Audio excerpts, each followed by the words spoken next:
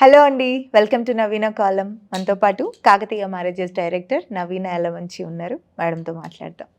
Hello ma'am. Hi రూప్. Ma'am, ఇప్పుడు అత్త కోడళ్ళ గురించి తీసుకుందాం. కోడలేమో అత్తగారు నన్ను పలానా వాళ్ళ దగ్గర మీరు నన్ను ఇలా అన్నారు అలా అన్నారు అని ఈవిడ తీసుకుంటుంది. కోడలు నా గురించి వేరే వాళ్ళ దగ్గర అంది అని చెప్పి అత్తగారు తీసుకుంటుంది.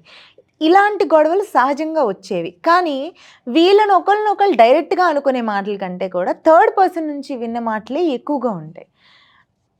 ఈ సిచ్యువేషన్స్ గురించి మనం ఈరోజు మాట్లాడుకుందాం అని అడగాలనుకున్నా. మీరైతే ఏం చెప్తారు? ఇది ఇంటి గుట్టు 4 గోడల మధ్యలోనే ఉండాలంటారు కదా రూప. మనం ఇంట్లో మనుషుల గురించి బయట వాళ్ళ దగ్గర ఎప్పుడైనా లూజ్ చేసామంటే, ఎప్పుడైనా లైక్ అవతల వాళ్ళని మనం చులకనగా మాట్లాడుతున్నాము అంటేనే అసలు ఫస్ట్ మిస్టేక్ అక్కడే జరుగుతుంది. అవతల వాళ్ళకి మనం స్పేస్ ఇచ్చిన వాళ్ళం అవుతాం. అదే కనుక మనం బయట ఇది ఏంటంటే ఫ్యామిలీ అన్నాక 1,00,000 ఉంటాయి రూప. కొట్టుకుంటాం తిట్టుకుంటాం అని కాదు, కానీ అవి మనం గుమ్మం బయటికి తీసుకురాకుండా ప్రతి ఇంట్లో ఉండేవి. బయటికి తీసుకురాకుండా బయట 10 మందిలో ఉన్నప్పుడు అది హిపోక్రసీనే అవని ఏదైనా కానీ మనం 10 మందిలో చాలా గుట్టుగా ఉంటూ చాలా అందంగా కనిపించామంటే ఎవరు మన స్పేస్లోకి రారు. సో ఇట్లాంటి సిచ్యువేషన్స్ ఎప్పుడంటే రూపా ఫంక్షన్స్లో కానీ బయట కలిసినప్పుడు కానీ ఎప్పుడైనా కానీ అవతల మనిషి కూర్చున్నప్పుడు క్యూరియాసిటీతో ఏదైనా మాట్లాడతారు కదా, మాట్లాడినప్పుడు ఇద్దరి మధ్యలో ఉన్న కాన్వర్జేషన్లో ఒకళ్ళు ఓవర్ టాకింగ్ చేయొచ్చు. అది ఒక మనిషి నైజం వయసును బట్టి కూడా ఉంటుంది. అండ్ రెండోది వీళ్ళు ఆల్రెడీ అక్కడ ఫ్యామిలీలో ఉన్న మనుషులు కాబట్టి ఎక్కువగా మాట్లాడే ఛాన్సెస్ ఎక్కువ ఉంటాయి. Like for example if you're like daughter in law and mother in law, నీ గురించి నేను ఎక్కువ మాట్లాడే ఛాన్సెస్ ఉంటాయి, నా గురించి నువ్వు మాట్లాడే ఛాన్సెస్ ఎక్కువ ఉంటాయి థర్డ్ పార్టీ దగ్గర. సో అవతల వాళ్ళు ఏదో ఎక్కడో కొంచెం లైట్గా స్క్రాచ్ చేసి దాన్ని మనం గోకేస్తాం. అది సర్వసాధారణంగా జరిగిపోతూ ఉంటుంది. అది బయటకి అవతల మనిషి దగ్గరికి వెళ్ళినప్పుడు మీ అత్తగారు ఇలా అంది, మీ కోడలు ఇలా అందని అంటారే కానీ మేము కూర్చున్నప్పుడు ఎలాంటి సిచ్యువేషన్లో ఇలాంటి ఒక కాన్వర్జేషన్ వచ్చిందని ఎవరు చెప్పరు. చెప్పినా కూడా ఆ కాన్వర్జేషన్ అంత పెద్ద ప్రాధాన్యత తీసుకోదు. మా అత్తగారు ఏమన్నారు, మా కోడలు ఏమందన్న ఒక్క పాయింట్ మీదే కాన్సన్ట్రేషన్ ఫుల్గా వెళ్ళిపోతుంది. కరెక్ట్.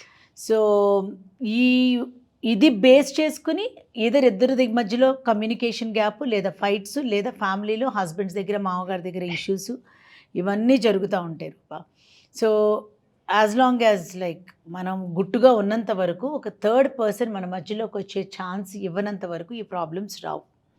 రెండోది, కొన్ని సందర్భాల్లో నీకు ఒక క్లారిటీ కావాలనిపిస్తే అత్తమ్మ దగ్గరికి డైరెక్ట్గా వెళ్ళి, లేదా కోడల దగ్గరికి డైరెక్ట్గా వెళ్ళి ఏనానా ఇలాంటిది ఏదైనా ఉందా అని అడిగితే వాళ్ళ సైడ్ నుంచి ఏం చెప్తారో మనం వినాలి.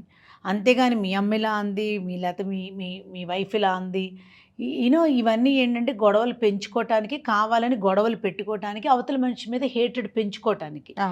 లైఫ్ లాంగ్ డ్రైవ్ చేయాల్సిన వాళ్ళు కలిసి together along with other family members. ఇప్పుడు ఇట్లా వేరే వాళ్ళ దగ్గరికి వెళ్ళి చులకనైపోయి మనం చులకన చేసుకుని ఫ్యామిలీని డిస్టర్బ్ చేసుకోవటం ఎంతవరకు కరెక్ట్ అన్నది ఎవరి కాళ్ళు ఆలోచించుకోవాలి. అవును, కరెక్ట్, నాట్ కరెక్ట్. సో చూసారు కదండి, మీ అత్తగారితో కానీ ఒకవేళ మీ ఆడబిడ్డతో అయినా కానీ ఇలాంటిది ఏదైనా సిచ్యువేషన్ మీరు ఫేస్ చేసినట్లయితే కనుక అత్తగారులు ఉంటే కోడలు గారు ఉంటే అత్తగారికి ఈ వీడియోని షేర్ చేసుకోండి. నవీన కాలంని సబ్స్క్రైబ్ చేసుకోండి. కామెంట్స్ రూపంలో మీ అభిప్రాయాలు, మీ వాల్యుబుల్ అభిప్రాయాలు మాకు కావాలి, తెలియచేయండి. నమస్తే. తెలుగు వన్